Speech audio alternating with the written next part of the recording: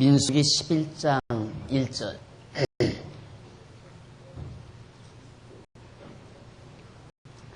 백성이 여호와의 들으시기에 악한 말로 원망하며 여호와께서 들으시고 진노하사 여호와의 불로 그들 중에 붙어서 진 끝을 서게 하시며 백성이 모세에게 부르짖음으로 모세가 여호와께 기도하니 불이 꺼졌더라. 그곳 이름을 아벨하라 칭하였으니 이는 여호와의 불이 그들 중에 붙은 연고였더라.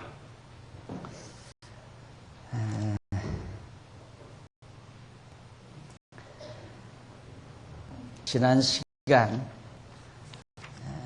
우리는 이스라엘 백성들이 광야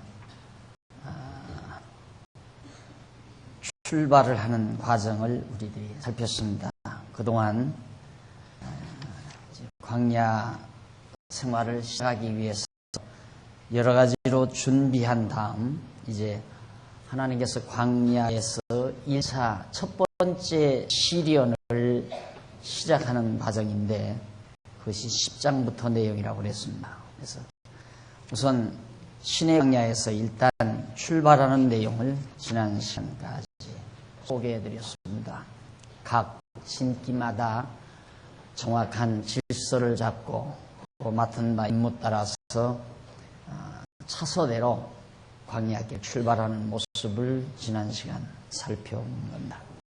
이제는 이스라엘 백성의 원망하는 내용을 11장에서 살펴보게 됩니다.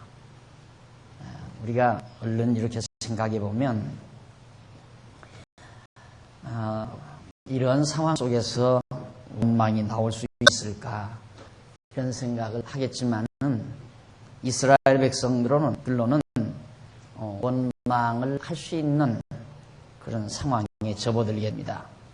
그 1절에 보면 11장 1절에 보면 백성이 여호와의 들으시기에 악한 말로 원망하며 여호와께서 들으시고 진노하사 여호와의 불로 그 중에 붙어서 진을 사르게 했다는 내용이 나와요.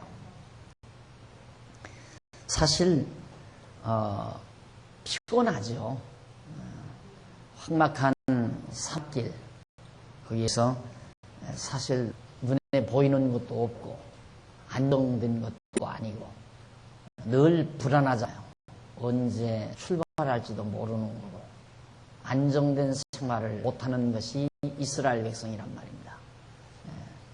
뚜렷하게 어떤 가정이 있고 생활 자체가 잘 정돈이 돼서 질서 있게 그렇게 규모 따라서 생활을 해야 되는데 이건 전혀 그게 아니란 말입니다. 그런 데서 이스라엘 백성들은 자기들 스스로 원망하는 말을 내뱉은 겁니다. 그걸 여호와께서 들으신 거예요. 듣고는 안 되겠다 싶어 하나님 보실 때 그래서 하나님께서 불로 그들 중에 불이 붙게 만들었어요. 불이 붙게 만들어서 진 끝 이스라엘 백성들이 제일 뒤에 오는 단진기에 속한 자들이죠. 그 뒤에서 불이 붙어가지고 탄단 말입니다. 그러니까 백성이 모세에게 부르짖을 수밖에 없잖아요. 이거 이러다 우리 다 죽겠다 싶어가지고 모세에게 아우성을 치니까 모세가 결국 여호와께 기도를 했습니다. 그래서 결국 그 불은 쏴지고 말았어요. 그래서 그곳 이름을 다베다, 그 땅 이름을 다베다고 칭했다. 왜냐하면 여호와의 불이 그들 중에 바로 거기서 붙었다는 불이 붙었다는 그런 뜻으로 다베다라는 땅 이름을 붙이게 됐다. 이런 것도 원망하지 말라. 무슨 원망이냐? 하나님께서 너희들에게 좋은 계획을 가지고 더 좋게 하시기 위해서 하나님이 보실 때는 꼭 그렇게 해야 되거든요. 그러니까 우리 부모님도 똑같아요. 자녀들을 이렇게 생각해 보면 저놈이 저렇게 자라서는 안 되는데 그래서 자녀를 규제하고 또 놀지 못하고 책을 공부를 하게 하고 이러다 보면 자녀들은 불만을 터뜨리잖아요. 그러나 부모 입장에서는 저 어린 시절에 열심으로 배워야 될 배우고 인생을 살아갈 준비를 갖춰야 되는데 철없이 놀기만 하니까 부모로서는 답답하단 말이죠. 그래서 부모는 전체적인 미래를 내다보면서 자녀를 지도하지만 자녀는 그걸 인정하지를 않죠. 그래서 불만하잖아요. 부모에게 대한. 마찬가지로 하나님께서는 원대한 계획이 있어요. 원대한 계획이라는 것이 한 시대를 살아가는 어떤 사람에게 그 단순한 그 부분에 물론 개개인, 이스라엘 백성 개개인에 대한 계획도 다 있지만은 이스라엘 민족 전체에 대한 장구한 계획을 하나님은 가지고 계시다 말입니다. 그래서 장구한 미래에 대한 계획을 가지고 하나님께서 지금 이모로 저모로 섭리하시기 때문에 단순한 이스라엘 백성들로서는 순간에 닥쳐오는 권고함을 견딘다는 게 그리 쉬운 일은 아니죠. 그래서 불만을 터뜨렸는데 원망을 했는데 그 원망이 하나님 앞에 악한 말로 들리게 됐다. 그래서 사실 우리 신앙인들이 가장 쉽게 하나님 앞에서 범할 수 있는 과오가 불평과 원망입니다. 원망과 불평. 그것이 제일로 우리 현실 속에서 다가오는 가장 쉬운 환경들이라 말입니다.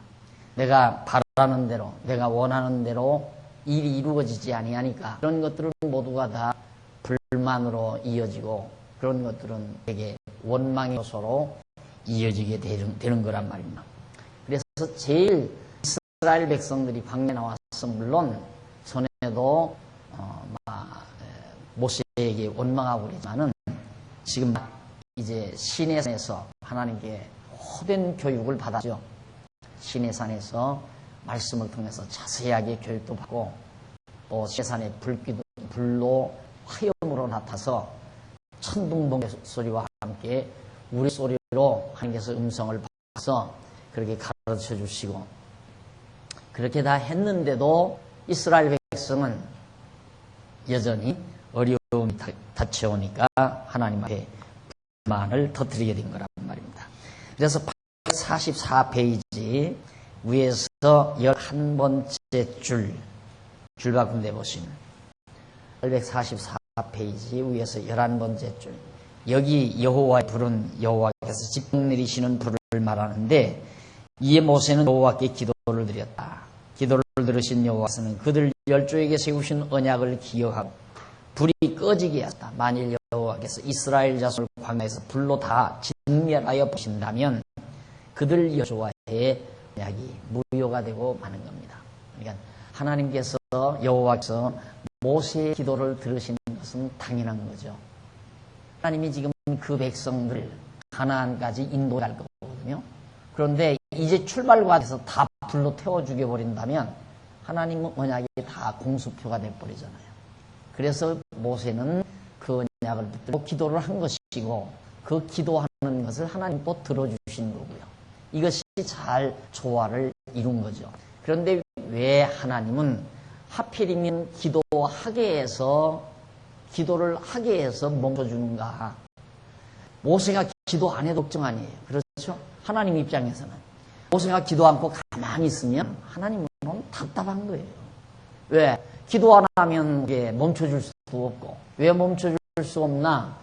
기도를 안 했는데도 더 진 것에서 불이 꺼졌다. 아하, 이런 불은 저절로 났다가 저절로 꺼지는가 보다. 아무런 효과가 없는 거예요. 그 불을 붙게 만드신 하나님 입장에서는 아무런 효과를 거두지 못하고 도리어 백성들의 마음을 강팍하게 만드는 결과가 된단 말입니다. 왜? 불이 저절로 났다가 저절로 꺼졌는가 보다. 났을 때에는 혹시 하나님 불을 붙이셨을까 우리가 원망하니까. 그런데 아무렇지도 않았는데 기도도 안 했는데 불이 꺼져버렸다. 아, 하나님이 나게 한 게 아니라 워낙 날씨가 뜨겁고 그러니까 저절로 났다. 저절로 꺼지는가 보다. 이렇게 알면 어떻게 되겠어요? 그래서 하나님 반드시 이 일을 발생시키시고 어려운 일 가운데서 기도할 마음을 주어요. 소원을 준다고 말입니다. 하나님께 기도할 마음을. 그래서 그 기도를 하면 하나님께서 들어주셔요. 왜? 여호와께서 들어주셨다는 것을 깨닫게 하기 위해서. 그러니까 불을 붙이신 분도 여호와 하나님이시고 또 불을 꺼뜨리신 분도 멎게 하신 분도 하나님 여호와이심을 깨닫게 하기 위해서 모세가 기도함으로 그 기도를 듣고 불이 꺼지도록 만들어 놓으시나. 그러니까 오늘 우리도 마찬가지죠. 하나님께서 우리에게 어려운 일을 주신 다음에는 하나님 앞에 의지하고 기도할 마음을 하나님이 주시고 간곡히 하나님 앞에 그 기도를 드리면 하나님 그 기도를 들으시고 우리의 소원대로 또 더 나아가서는 하나님의 언약대로죠. 하나님의 언약대로 1차적으로는 내 소원대로 하나님께서 기도를 들어서 응답해 주시는 것. 이렇게 해서 이제 백성들의 믿음을 키워가는 거예요. 믿음이 자꾸 자라게 하는 것은 이런 과정들이 많아야 돼요. 그러니까 곤고한 날과 형통한 날이 이렇게 계속해서 반복되면서 곤고한 날이 오니까 하나님께 의지하게 되고 의지했을 때 하나님이 형통한 날을 주고 또 형통했을 때 하나님 멀리하면 하나님께서 곤고한 날 주고 곤고했을 때 하나님께서 또 하나님께 기도하면 형통한 날을 주고 그렇게 하나님께서 반복하면서 우리들로 하여금 여호와 하나님 살아계신 것을 깨닫게 하고 여호와 하나님 경외하기를 깨닫게 해 가시는 하나님의 교육 방법이라는 것을 꼭 명심하셔야 됩니다. 그런데 우리가 항상 범하기 쉬운 과오가 뭐냐면 세상 살아가는 데 있어서 아주 손쉽게 착각을 일으키는 것 중에 하나가 하나님이 형통케 하시면 형통케 한 그것에 우리들의 관심이 집중된다는 거예요. 곤곡케 하면 곤곡케 한 그것에 관심이 집중이 되고 그러니까 무슨 일을 하나님이 잘 되게 하시면 그 잘된 일에 우리의 관심이 쏠려져 버린다. 그건 누구나 쉽게 범하기 쉬운 과오예요. 그게 어리석은 거예요. 우리는 엄밀히 따져서 일이 안 돼도 일이 안 되고 돼야 안 되기도 하고 되기도 하고 또 안 되기도 하고 되기도 해야 이 두 가지 사건을 통해서 하나님 여호와 경외하기를 배우잖아요. 문제는 여호와 경외하기를 배우는 것이 목적이지 일이 되고 안 되는 것이 목적이 아니라 그 말이에요. 이게 굉장히 중요한 부분이에요. 우리 성도들이 이 세상을 살아나가는 과정에서 굉장히 중요한 부분이 바로 이 부분이에요. 우리는 항상 무슨 일이 잘 된다, 잘못된다에 사로잡혀서 거기에서 스트레스를 받는 거예요. 잘 된다, 잘못된다. 그런데 엄밀히 따지면 잘못되는 일이 하나도 없거든요. 근본적으로 따지면 왜? 안 돼도 여호와 하나님 경외하기를 배우는 거고 돼도 여호와 하나님을 경외하는 걸 배우게 되는 거니까 가장 소중한 목적이 이루어져 가고 있기 때문에 다 잘 되는 거란 말입니다. 그런데 우리는 그게 아니라 방법의 목적을 두니까 수단을 목적화시켜버리니까 완전히 우리의 삶의 자태가 뒤틀려버리고 또 마음에 부딪혀오는 온갖 갈등들이 밀려온다 이 말이에요. 수단은 수단이고 목적은 목적이어야 된다 이거죠. 우리는 항상 목적에 집착해야지 수단에 집착하는 순간 갈등이 오는 거예요. 그러니까 지혜는 바로 거기에 있죠. 내 마음속에 갈등이 밀려면 내가 수단을 목적화했구나 하는 것으로 정리를 하면 쉽게 마음 정리가 가능합니다. 내가 왜 이러지? 지금 내가 왜 이렇게 속이 상할까? 뭔 일을 잘 될 줄 알고 진행했는데 안 되니까 지금 스트레스를 받은 거란 말입니다.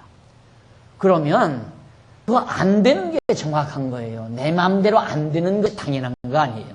그런데 왜 내 마음대로 안 된 걸 스트레스 받느냐 이 말이에요.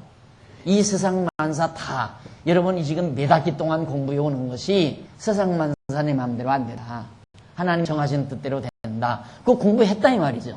그렇게 했는데도 가서 실제 생활하면서는 내 마음대로 안 되면 내 자식도 내 마음대로 안 되고 내 가족들도 내 마음대로 안 되고 사업도 내 마음대로 안 되고 세상에 내 마음대로 안 되는 것이 비일비한데 그걸 다 소화하고 살면 스트레스 받아서 일찍 죽어요. 해야죠. 그 길밖에는 없어요. 그 길밖에는 없다 이 말입니다. 이 세상에 내 마음대로 안 되는 것이 천진데, 여러분 지금까지 살아오면서 내 마음대로 된 일이 있어요? 지금 여러분들이 사는 모습도 여러분의 마음대로 된 거예요?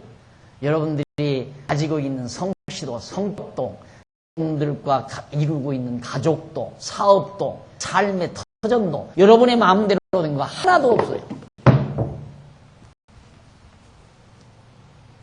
김예숙 씨 안 나왔으면 한번 하십시다.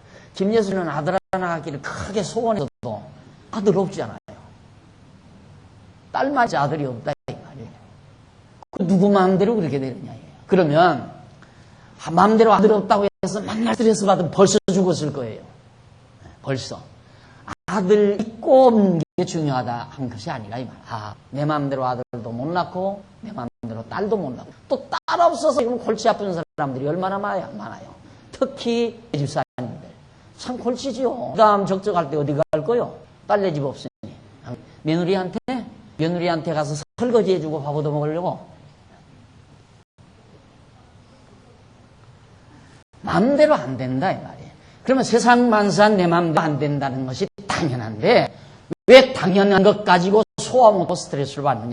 성도대학 안 나왔으면 몰라요. 성도대학 안 다녔으면 스트레스 받아야죠. 다 그러고 스트레스 받고 사니까.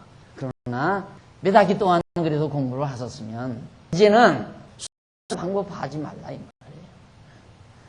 하나님께서 이스라엘 백성들을 광야에 들여다 놓고 그 고생시키는 이유는 사랑하는 백성 그 고생하는 거 하나님들 왜 원하겠습니까? 그러나 그렇게 해야 이스라엘 백성이 더 아름답고 견고하게 되고 또 하나님이 원하시는 뜻대로 잘 이스라엘 백성들이 번창하고 왕성하게 되어져 있기 때문에 하나님은 그렇게 해가시는 거예요. 지금 잘 돼가는 거예요. 지금. 비록 이스라엘 백성들이 광야에서 시내산에서 출발해서 고생스럽기는 해도 일은 제대로 잘 가고 있는 거라. 그러나 이스라엘 백성은 그것 때문에 하나님을 원망하기에 이르게 됩니다. 그것이 하나님의 뜻과 내 뜻이 하나님의 생각과 내 생각이 달라도 아주 다르다. 동에서 서가 먼 것처럼 하나님의 생각과 내 생각은 아주 멀다. 이사야 선지자가 예언하는 말 아니에요. 그걸 늘 생각하고 살면 돼요. 내 생각과 하나님의 생각은 다르다. 당연하죠. 이제 너댓 살 먹은 애들 생각하고 부모 생각하고 같은 지가 있어요. 전혀 다르죠. 마찬가지로 오늘 우리 인간의 생각과 하나님의 생각은 달라요. 전혀 달라요. 그러니까 결국 확실히 믿어야 될 것은 내 모든 생에 있어서 되어지는 일은 다 하나님의 뜻대로 잘 돼가고 있다.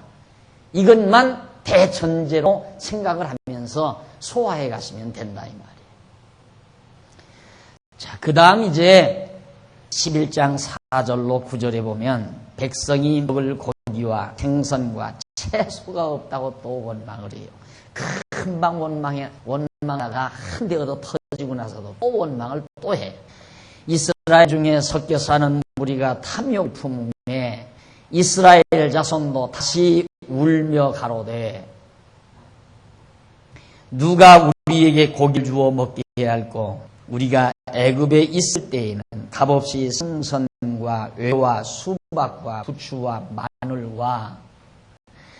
마늘과 파, 마늘들을 먹은 것이 생각나거늘 이제는 우리 정력이 쇠하되 이 만나 외에는 보이는 것이 아무것도 없도다니. 만나는 가시와 같고 모양은 진주와 같은 것이라. 백성이 도다니며 그것을 거두어 맷돌에 갈기도 하며 절구에 찍기도 하고 가마에 삶기도 하여 과자를 만들었으니 그 맛이 기름 섞은 과자 맛 같았더라. 밤에 이슬이 진에 내릴 때에 만나도 같이 내렸더라. 하나님께서 매일 아침 맛있는 만나를 내려주는데도 이스라엘 백성들은 야, 우리 누가 고기와 채소를 먹게 해주겠냐. 어디에서 구하게. 이 광야에서 고기도 없고 그 좋은 채소들도 하나도 없으니 이거 정말 못 살겠다 이 말이에요. 그러니까 왜 그렇게 그런 결과가 나오는가? 탐욕 때문에. 탐욕, 욕심을 품는 데서 원망이 나온다 이 말이에요. 욕심을 품는 데서. 그래서 인간의 탐욕이라고 하는 건, 욕심이라고 하는 것은 마음에서 일어나는 일이지만은 이 욕심은 반드시 이상하죠. 보이지 아니하는 마음의 작용인데 욕심이 피를 탁하게 만듭니다. 왜 욕심이 피를 탁하게 만드나요? 질병은 피가 탁해지는 데서부터 와지는 거거든요. 그런데 인간의 욕심은 피를 탁하게 만들어요. 이유는 간단해요. 전 생리학 연구 안에서도 원리적으로 알아요. 왜 인간이 탐욕을 품으면 피가 탁해지는가? 피가 탁해져서 피가 이제 잘 돌지 않고, 피가 잘 돌지 아니하니까 고혈압이 되고, 그렇죠? 피가 탁해지니까 워낙에 피가 돌지 않아서 고혈압 증세가 나오잖아요. 그래서 이제 성인병들이 다 발생하는 거 아니에요. 근데 왜 그러면 피가 탁해지는가? 당연하죠. 심장이라고 하는 것은, 이 마음 먹는다는 것은, 마음이라는 건 심장을 좌우하는데 심장이 피를 걸어놓은 역할을 해요. 이 피를 심장이 제대로 잘 걸면 피가 깨끗해지죠. 아무리 좀 고단백을 먹었다 하더라도 피가 좀 탁해졌다가도 심장에서 피를 잘 걸러내면 피가 맑아진다 이 말이죠. 그런데 마음에 탐욕을 품고 욕심을 가득히 품고, 이제 욕심 품으면 심장이 열을 받잖아요. 사람이 욕심이 많으면 심장이 열이 많아요. 심장이 열을 받으면 심장 기능을 제대로 발휘합니다. 이걸 어느 의사가 합니까? 천하 없는 의사도 그거 몰라요. 성경만이 그걸 알죠. 그러니까 오늘 정말 인간이 탐욕을 품는다는 것은 참 불행한 일이에요. 예. 반대로 감사함이 있다. 만족하고 감사함을 가지고 산다. 그건 아무리 오징어니 개고기니, 저도 오징어 개고기 먹었는데 우리 장로님들이 삶아서 먹었어요. 우리 장로님들이 1등이에요 진짜. 어제 우리 장로님들 말해도 되죠? 우리 안 줬다고 다 집사님들이 화난다고 말하지 말라고 그러시는 것 같은데 어떻게 말이 나왔습니다. 상관없어요. 그거 먹어도 상관없어요. 먹어도 마음에 평안이 있고 감사가 있고 아름다운 생각, 고운 생각을 하게 되면 심장 기능이 왕성해져요. 제대로 심장 기능이 잘 돼간다 이 말입니다.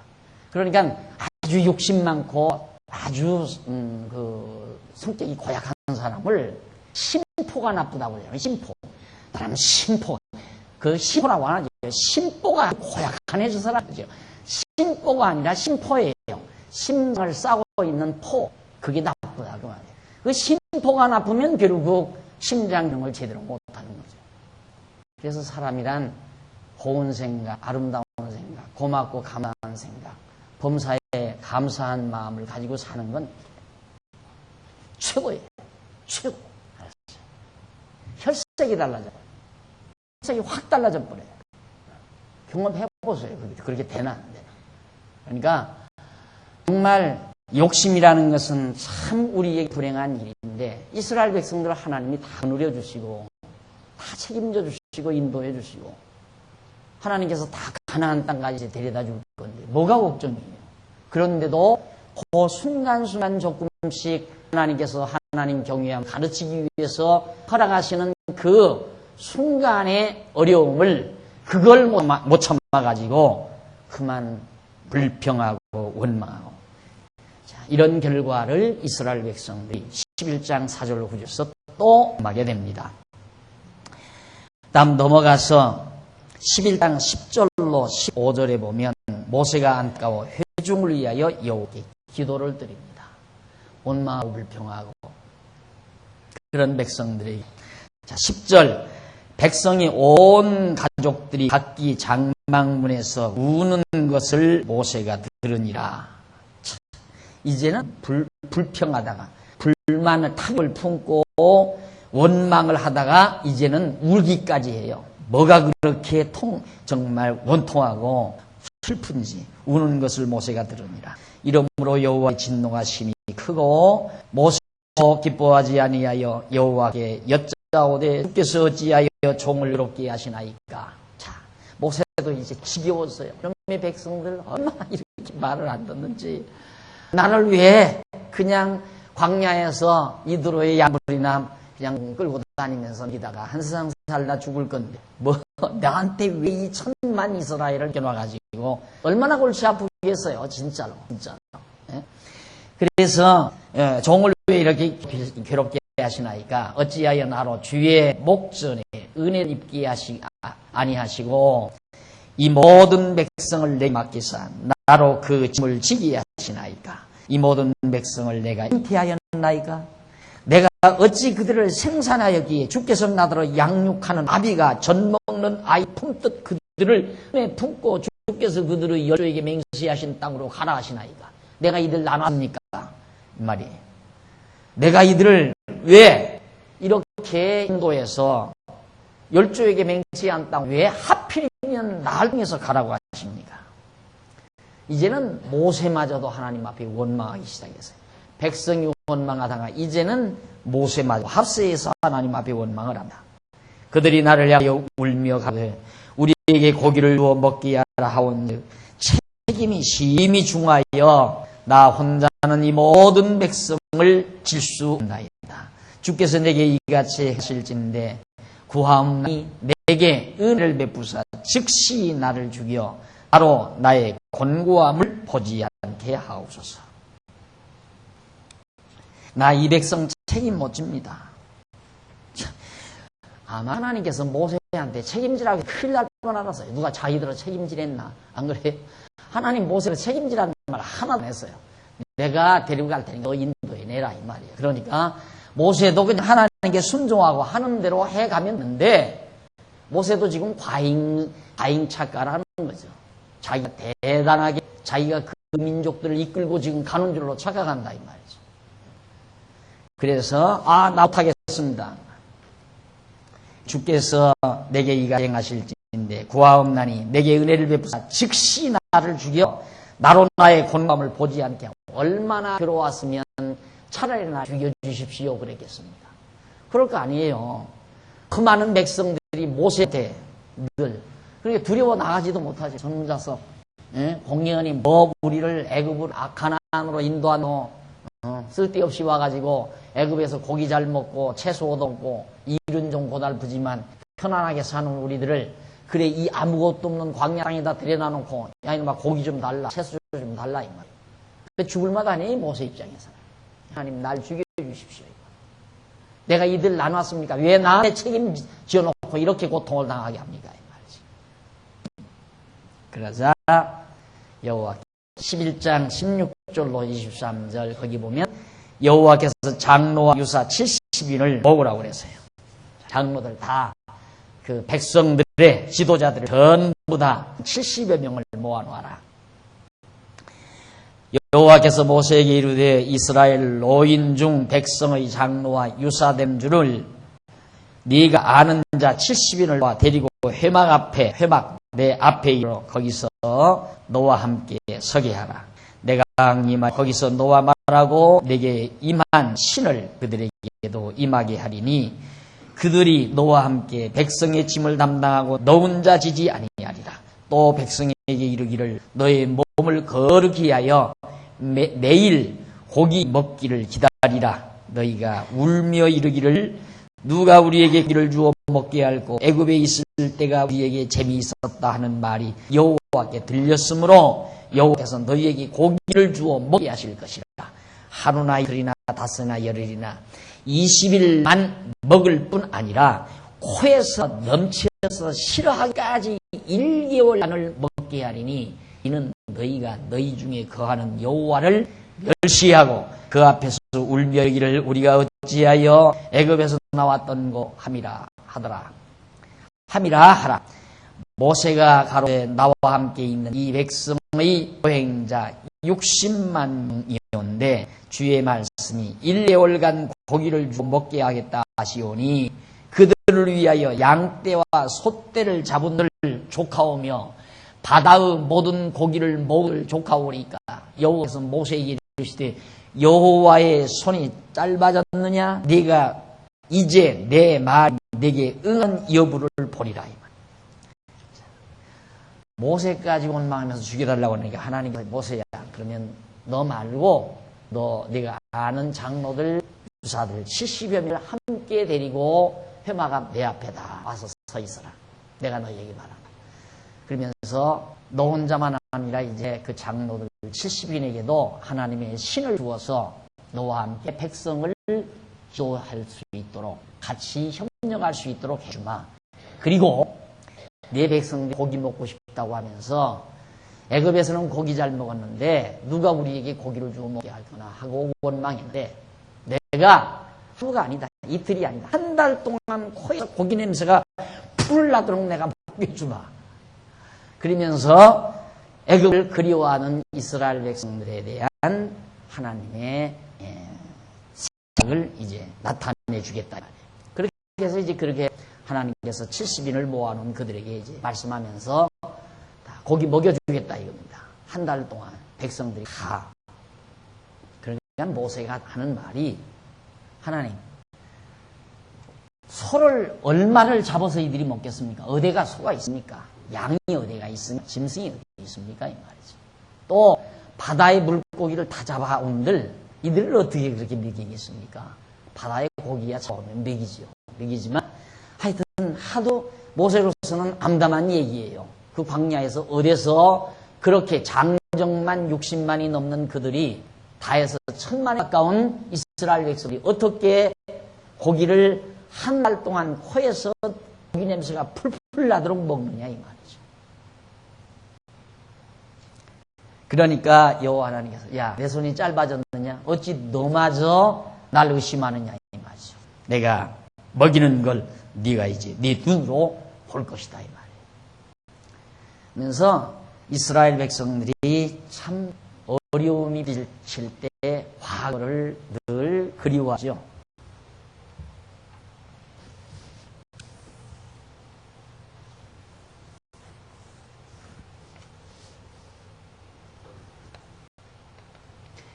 여기가 이제 과거 아니에요? 과거. 이건 현재예요. 현재. 여기 가나안 땅은 이건 미래고. 과거, 현재, 미래를 놓고 이 시간 세계 안에 하나님께서 이스라엘 백성들을 지금 거쳐가는 거란 말입니다. 그런데 현재가 고통스러울 때마다 이스라엘 백성들은 여기를 바라보는 것이 아니라 여기를 생각하는 거예요. 여기를 그리워한다. 이게 아주 퇴보적인 생각이죠. 과거를 그리워한다고 하는 것은 퇴보적인 인간에게서 나타난다. 그러니까 사람을 이렇게 상대해 보면 항상 후회만 심한 생각을 하고 사는 사람, 참 고통, 괴로운 사람이에요. 과거를 후회하고 사는 사람. 여기 보면 착실한 사람 같죠? 과거를 그리워하는 사람. 현재를 후회하고. 늘 현재는 후회에 잠겨져 있고 과거를 그리워하는 사람. 그 사람은 퇴보적인 생각을 가지고 있는 사람입니다. 이런 사람은 내가 사장이라면 사원 안 써요. 내가 사장이라면. 내가 무슨 어느 기관장이라고 해요. 그런 사람을 절대 공무원으로 발탁을 안 하죠. 진취적인 사람. 오늘의 현실의 고통을 디디고 미래를 향해서 뻗어가는 진취적인 생각을 가지고 있는 사람. 근데 이스라엘 백성들은 현재 당하는 고통 속에서 과거를 그리워해요. 과거가 좋았다 이거예요. 과거가 뭐가 좋아요? 나라도 없이, 국권도 없이, 국토도 없이 노예 생활하는 그 노예 생활이 좋았다 그거예요. 그러니 얼마나 어리석고 미련한 백성입니까? 그래서 하나님께서 그런 백성들을 이제 하나님 경외하면서 소망 중에 산 백성으로 바꾸어 가려니까 교육이 그렇게 간단합니까? 자, 퇴보적인 생각하지 말라. 진취적으로 소망을 가지고 살아가라. 이렇게 말 한마디로 이루어질 것 같으면 교육 못할 사람이 어디 있어요? 교육 못할 사람이 어디 있냐? 다 교육할 수 있죠. 그래서 함부로 교육가가 된다는 것은 참 어려운 일이에요. 지금 연구원에서 기독교 교육학 정리하고 있는 중이지만은 이 인간을 교육한다는 거. 하나님도 한 민족을 교육시키는데 광야에서 40년이나 여기서만 40년이라는 역사가 필요했고 여기에서는 400년이라는 역사가 필요해요. 400년이라는 역사가 필요하고 40년이라는 역사가 필요하고 그래서 교육은 100년대계라고 그러죠. 100년대. 하루아침에 이루어지는 게 아니에요. 그런 말이 나와요. 잘 먹은 어린 아들을 하나 놓고는 부모가 어느 유명한 교육가에게 찾아와서 물었다고 그래요. 우리 아들을 잘 교육을 시켜야 되겠는데 어떻게 시켜야 되겠습니까? 그러니까 그분이 하는 말이 당신 아들의 교육은 3년이 늦었습니다. 그러더래요. 그래서 저는 그 말을 수긍하는 게 아니라 그 아들의 교육은 3년이 늦은 게 아니라 몇백 년이 늦은 거예요. 몇백 년. 아들을 아들답게 기르려면 부모가 제대로 교육을 받아야 되고 부모가 교육을 제대로 받은 부모와에서 태어나서 잉태 때부터 뱃속에서부터 제대로 교육이 시켜져야 되니까 부모가 제대로 올바른 교육을 받으려면 몇십 년 갖고 안 되잖아요. 왜? 그 부모가 또 되져야 되니까. 그래서 신앙의 전통을 유지한다고 하는 건 매우 중요하죠. 기독교 신앙의 전통을 유지하는 가문을 이룬다고 하는 것은 교육상 굉장히 중요하고 걱정인 것입니다. 그런데 문제는 자 지금 여러분 여기 앉아 계신 분도 자녀들 교회 교육 문제 때문에 굉장히 신경을 쓰는 분이 있을 거예요. 그거 당연한 거예요. 너무너무 당연한 거예요. 왜? 부모가 철저하게 기독교 신앙에 의한 문화적 틀 속에서 가정을 이끌어간 게 아니죠. 그리고 주변이 모두가 비기독적 문화가 만연되어 있고 그런데다가 가장 자녀들이 민감하게 영향을 받을 수 있는 가정마저도 철저하게 기독교 문화로 잘 가다듬어져 있다 이 말이죠. 그러니까 예를 들어서 주일날인데도 부부가 애기 데리고 가끔 가다가 어디 정말 유원지 놀러가서 주일날 교회도 안 나오고 아이들 교육 참여도 안 시키고 또 어떤 때는 아버지 바쁘다고 주일날도 일하러 나가버리고 또 아버지는 나오지도 않고 또 아버지는 가끔 가다 보니까 메텔에 물고 술 거나게 먹고 들어올 때도 있고 그런 거 보고 자라나는 아이가 제대로 기독교 교육이 되겠느냐 이 말이죠. 안 되게 돼 있어요. 되지 않게 돼 있다 이 말이에요. 제1의 스승이 부모라고 그러잖아요. 인간의 제1의 스승은 부모라고 그러잖아요. 그러니까 부모가 뭘 가르쳐서 배우는 게 아니라 그냥 부모가 살아가는 모습으로 아이들이 보고 배우는 거예요. 그냥 부모가 살아가는 모습으로. 그러니까 우리 집 아이들 같은 아빠는 항상 책상 머리 앞에서 책 보고 용하고 글 쓴다. 이거니까 쥐들도 사람은 항상 책상 머리에서 책 보고 연구해야 되는구나. 그걸 말하지 않아도 그냥 아는 거죠. 그러니까 공부하는 건 당연하게 생각하고 공부하는 것이 힘들거나 고달프다고 생각할 필요가 없어요. 당연한 거니까 그건. 그렇더라. 인간은 그렇게 사는 거더라. 그래 만날 부모가 술타령이나 하고 노름바지 하고 이상한 신하고 다니고 이렇게 되면 자녀들은 그거 보고 그냥 배울 거 아니에요. 교육이란 그렇게 간단한 게 아니에요.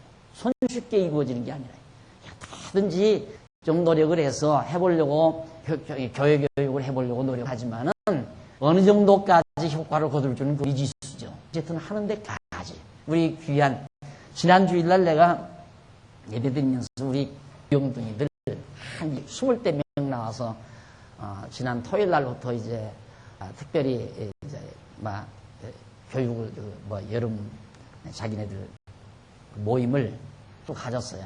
애기들이 선생님들하고 교회에서 자면서 그리고는 배운 바를 같이 나와서 25명이 하는 걸 제가 들었는데 저놈들만 내가 그냥 고스란히 이렇게 좀 이쁘게 기를 수 있으면 참 좋겠다 싶은 생각을 저기에 해서 내가 한없이 했어요. 어떻게 하면 저놈들이 좀 탕류에 밀리지 않고 끝한 물 속에서 살아갈 수 있는 환경과 여건과 교육을 시해 줄 수 있을까? 근데 그게 불가능하잖아요. 참 어렵잖아요. 네. 가능한 것은 밑바닥에서 살지 말고 좀 올라가서 살면 돼요. 밑바닥에는 물이 다 흐려져 있으니까 올라가면 옹달샘이 있잖아요. 그 옹달샘 곁에서 살면 되는데 그 옹달샘 곁에서 살려고 하느냐 이 말이죠.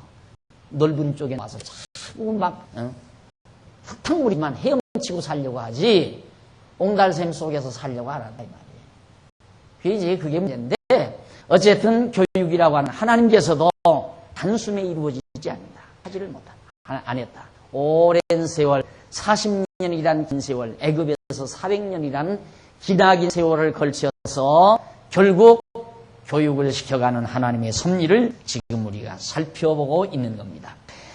자, 그 다음 이제 하나님께서 넘어가서 11장 24절로 30절에 보면 장로 70인과 백성에게 신이 임하여 예언하게 만들어야 하나님의 말씀을 예언하도록.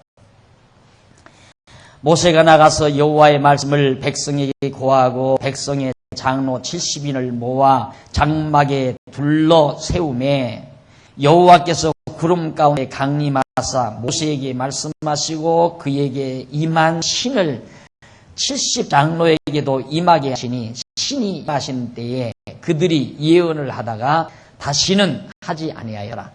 그 농명된 자 중 엘라시라 하는 자와 메다시라 하는 자 두 사람이 이 진에 머물고 회막에 나아가지 아니하였으나 그들에게도 신이 임하였으므로 진에서 예언한지라. 한 소원이 달려와서 모세에게 고하여 가로되 엘랏과 메다시 진중에서 예언하더이다 하며 택한 자 중 한 사람 곧 모세를 섬기는 네 아들 여호수아가 말하여 가로되 모세여 금하소서. 모세가 그에게 이르되 내가 나를 위하여 시기하느냐 네가 나를 위하여 시기하냐. 여호와께서 그 신을 모든 백성에게 주사 다 선지자가 이해하시기를 원하노라. 모세와 이스라엘 장로들이 진중으로 돌아왔더라. 자, 모세 참 이런 데서 멋이 있죠. 모세가 이제 새로운 지도자들이 하나님께서 한 10여 명, 한 70여 명 세웠잖아요. 세우니까 그들이 이제 하나님의 신을 받아 백성들에게 하나님 말씀을 가르치며 예언을 하는 거예요. 그러니까 어떤 소년이 와서 모세한테 말을 일러요. 그러니까 여호수아가 모세와 함께 이제 동행하는 여호수아가 그 사람 그거 못하게 하라고. 모세가 하는 말이 야 네가 나를 위해 시기하느냐. 하나님께서 세우신 지도자들이다 이 말이에요. 내버려두라 이 말이에요. 하나님께서 그들에게 지도하는 능력을 주셔서 지금 지도하게 하시는 거다. 하나님께서 70인을 세워서 지도하게 했잖아요. 그래서 신에 의해서 하나님의 말씀을 그들에게 가르치도록 섭리하시는 그런 과정에서 모세의 순수함에 다시 한번 상큼함을 느낄 수 있죠. 참 멋있잖아요. 안 그래요? 자기만 지도자라고 오만방자 떨고 자고하고 그러는 게 아니라 자기와 함께 동행할 수 있는 자들을 하나님께서 주셨다는 기쁨과 감사함에서 그들을 기쁨으로 맞아들이는 모세의 모습을 우리가 엿볼 수 있습니다.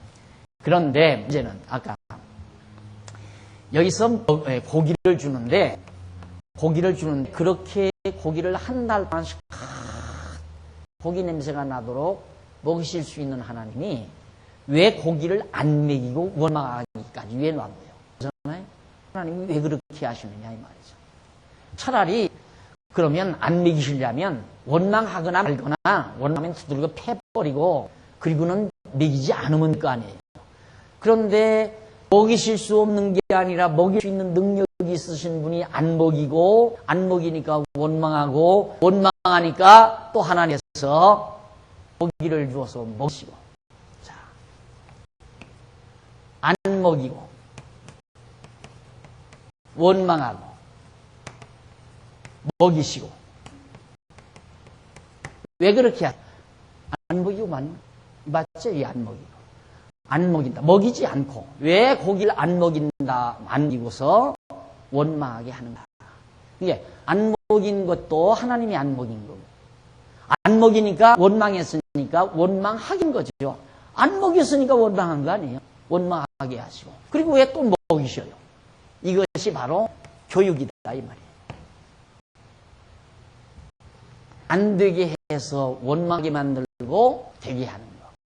이게 하나님의 교육 방법이에요. 그래야 깨달으니까. 근데 광야 가자마자 와 고기도 많고 채소도 많고 만나도 많고 흔들어 있으면 누가 주었다? 이야, 우리가 채소 좋다 이거예요. 좋은 땅에 왔구나. 야, 우리 더 가지 말고 그냥 여기서 그냥 살자. 그럴 거 아니에요. 하나님 의지하고 나발이 없어요. 하나님 깨닫고 하나님 경외하고 그런 거 전혀 없다 그 말이에요. 하나님께서 완전히 광야에다 놓고 먹고 싶은 고기 못 먹게 하고 그렇게 해서 원망게 하고 그런 다음 하나님께서 먹여서 하나님 여호와가 먹게도 하고 못 먹게도 하시는구나. 배고프게도 하고 배부르게도 하시고 우리를 형통하게도 하시고 공부하게도 하시는구나.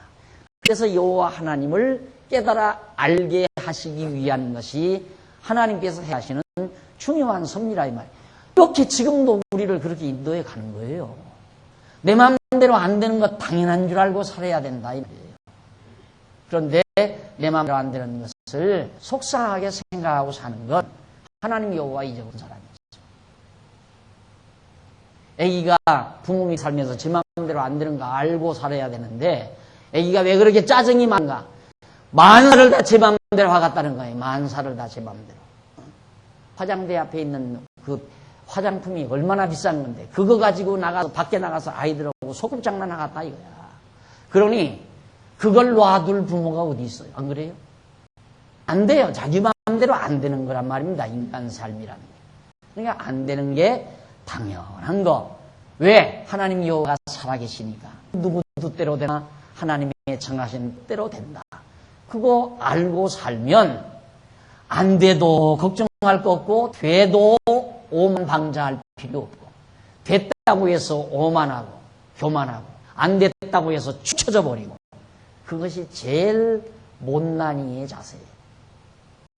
뭔 일이 조금 잘 되면 아주 그냥 어깨 쩍 벌어지고 뭔 일이 조금 안 되면 그냥 금방 죽을 사람같이 허가 대짜나 빠지고. 여러분 생각해 보십시오. 그 얼마나 고달겠다 그런 인간. 남편이 집 갔다 돌아오면서 뭔 일이 안 됐나.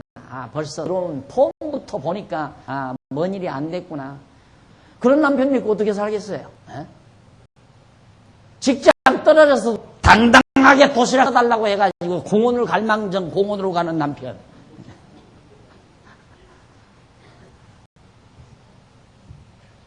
뭔 일이 좀 또 잘했다고 해서 그냥 오만하고 방만하고 잘난 척하고 그거 제일 못난이가 하는 짓이란 말이에요. 잘 돼도 하나님 여호와 보고 못 돼도 하나님 여호와 보고 범사에 여호와님 경외하기를 배우며 사는 자세로 우리가 삶에 임한다면 좌절할 것도 없고 절망할 것도 없고 울 것도 없고 괴로워할 것도 없는 이것이 광야와 같은 오늘의 우리의 삶이라는 것을 명심하셔야 합니다. 그러니까 빨리 여호와 하나님 잘 배우는 게 제일 슬기로운 자세예요.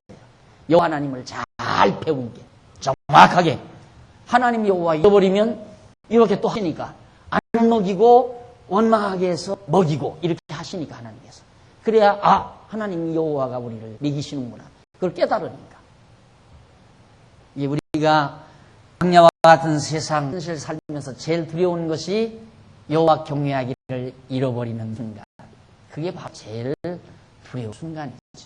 그것이 바로 어리석은 일이에요. 그래서 솔로몬이 잠언서 전체를 통해서 자기가 제일 인간이 세상에 자식 사랑이 제일 큰 사랑 아니에요. 자식에 대한 사랑. 솔로몬이 자기가 제일 사랑하는 아들에게 가장 값진 말 남겨놓은 것이 잠언서예요. 잠언. 그게 전부 간단해요. 여호와 경외해라 이 말이에요. 여호와.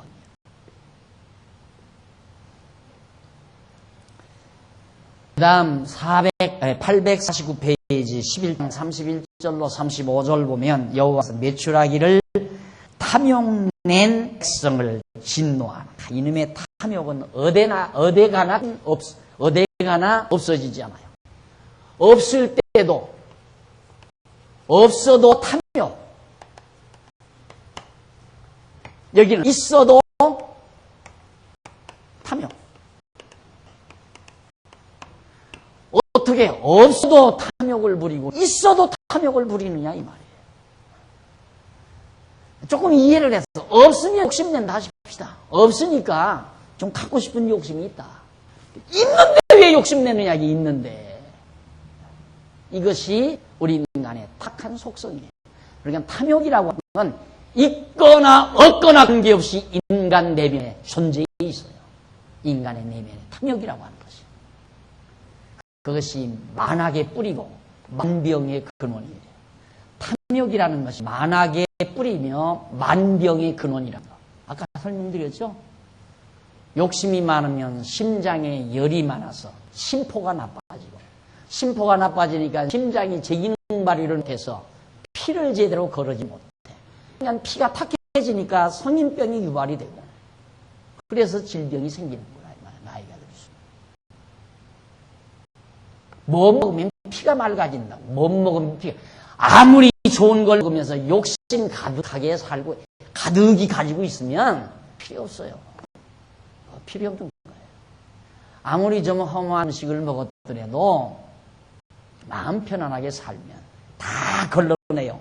독성도 걸러내고 다 좀 좋지 않은 영양소도 다 걸러내게 돼 있어요. 뭐가? 심장이, 또 간장이 다 이 욕심이 간장, 심장에 다 영향을 주잖아요.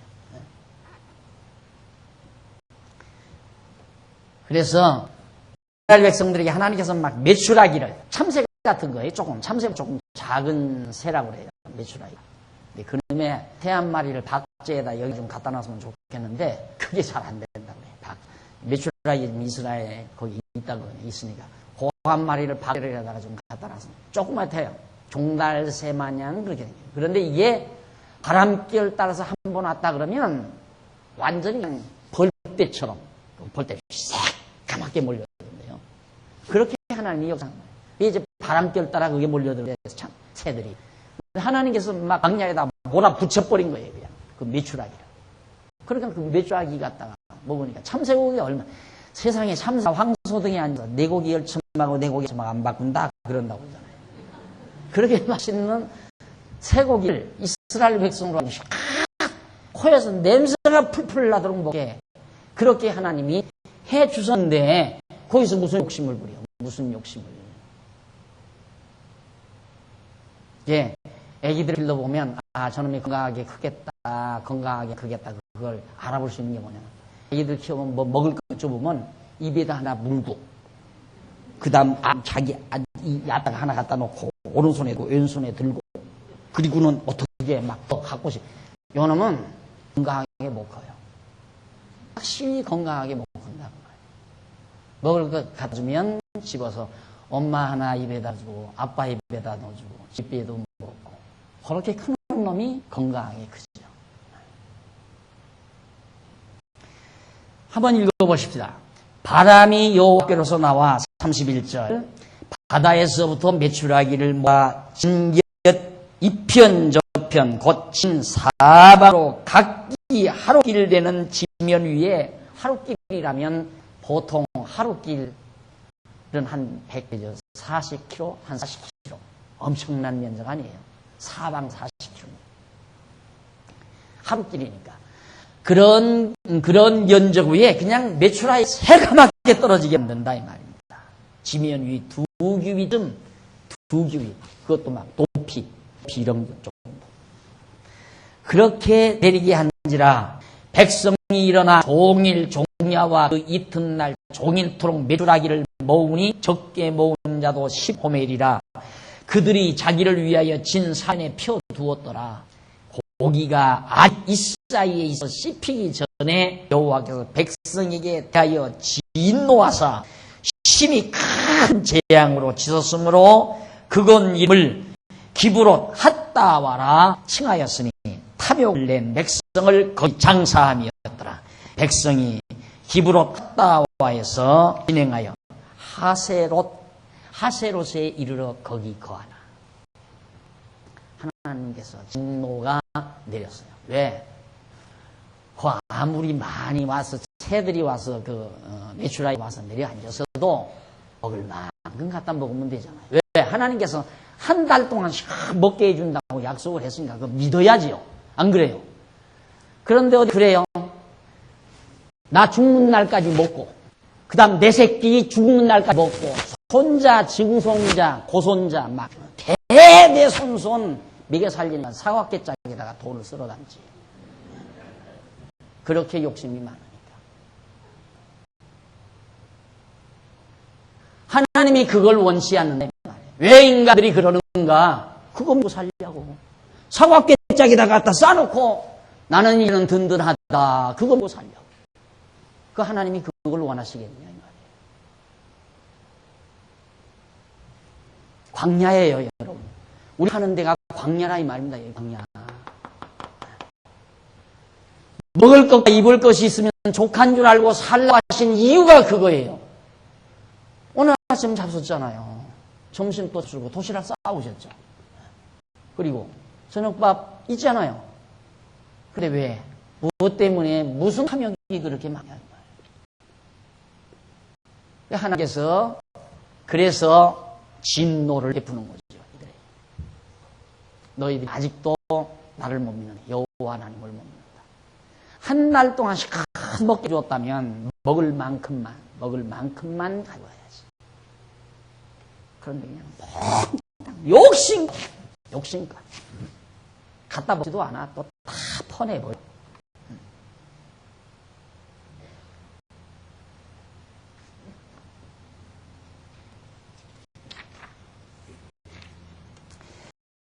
그래서 결국 하나님께서 그들에게 진노를 부으시는데, 우리 저기 한번 보십시다. 849 밑에서부터 세 번째 줄 앞부분 보면, 세 번째, 네 번째, 밑에서 네 번째 앞부분. 이렇게 탐욕을 부린 이스라엘 백성을 여호와께서 큰 재앙으로 치신다.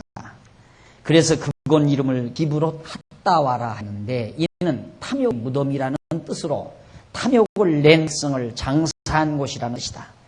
여호와께서 1개월간 충분히 고기를 먹게 하여 주신다고 말씀하였으므로 그들이 그 말씀을 믿었다면 그렇게 탐욕을 부릴 필요가 없는 것이다. 그러므로 이스라엘 자손의 탐욕은 불신앙에서 나온 행위이며 여호와께서 불신앙한 그들에게 큰 재앙을 미리셔서 깨닫게 하는 거죠.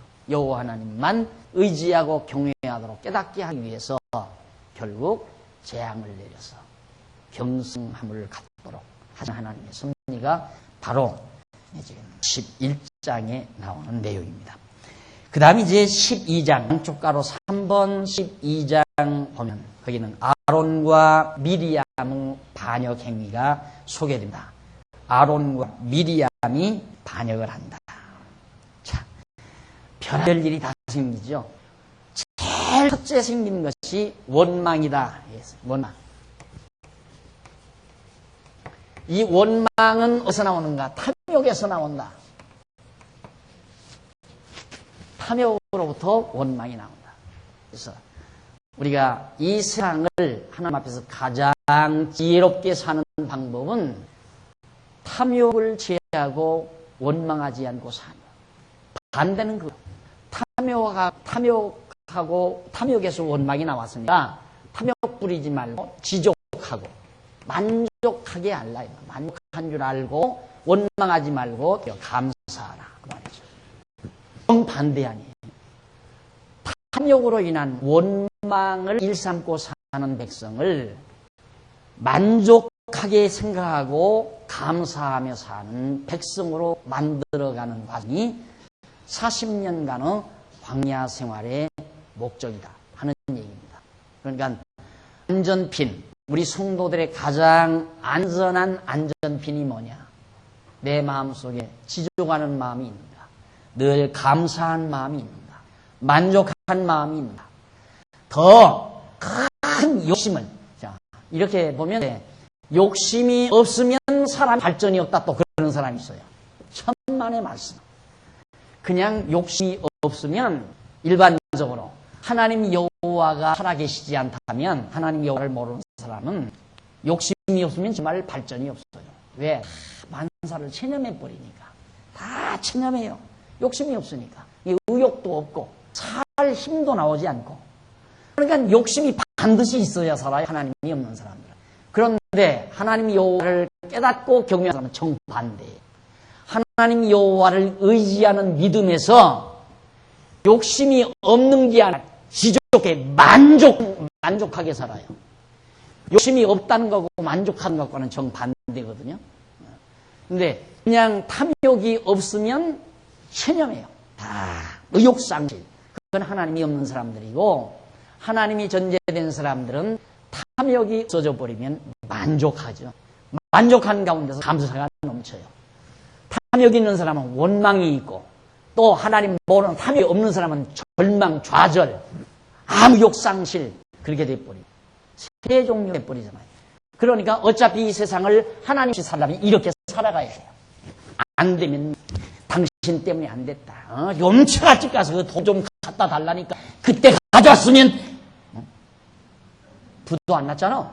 이러고 이제 막 싸움질하고 난리를 치고 그렇게 이렇게 사는 거예요. 욕심껏 살려. 열심으로.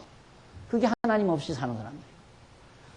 이것 없는 사람은 지금도 시리에 차 있고 절망에 차 있고 죽어버릴까? 쥐약 먹을까? 뛰어내릴까? 일하고 사는 거예요. 하나님을 경외하고 사는 사람들은 이래요. 범사에 만족하면서 감사하고 사는. 그러니까 막 의욕이 넘치죠. 그러니까 감사하고 만족하니까 마음이 평안하죠. 행복감이 넘치잖아요. 행복감이 넘치니까 의욕에 불타요. 그 의욕이란 탐욕에서 나오는 의욕이 아니에요. 행복감에서 나오는 의욕이죠. 전혀 달라요.